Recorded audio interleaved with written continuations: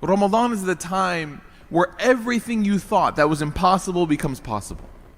The Prophet Muhammad ﷺ, when he was at the age of 40, he had a practice of going to the mountains, going to his cave in Ghari Hira, and he would sit there and contemplate about the reality of society. I don't know how many of us have ever picked up a seerah book and read about what the culture was of the Meccan Arabs, and really the Arabs in all of Hijaz, what the culture was there, how they were, how far away they were from virtue and nobility and goodness and khair.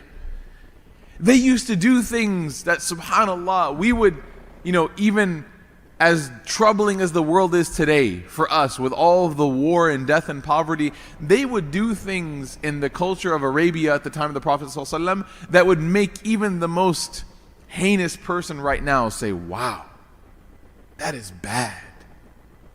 And so it's very easy for us to look at this country of people who would abuse their families, who would bury their daughters alive, who would rob people in the middle of a city, hold them up, people who would abuse alcohol. It's very easy for us to look at these people and say to them, they will never find guidance. I want you guys to imagine that I said to you that after inshallah Jumu'ah prayer, Bill O'Reilly wants to come take Shahada. Right? Or Donald Trump will be joining us for his Shahada inshallah after the prayer. That's not true. There's a kid who's losing his mind right now. It's not true, right? But the point is, you all would say, no, I don't believe it. Why? Because we view people and things as being so far gone from Islam that there's no chance it would take a miracle. So you look at this city in the heart of Arabia and you look at their deficiency, their weakness, their brokenness, their distance from Allah, and you look at them from 10,000 feet and you say, man, these people will never get it right. And who does Allah choose to reveal the Quran to? Those people.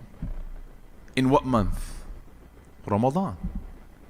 Allah chose a month, Ramadan, to show the entirety of humanity from that point onward that there is nothing that is not accomplished in Ramadan if Allah wants it to be.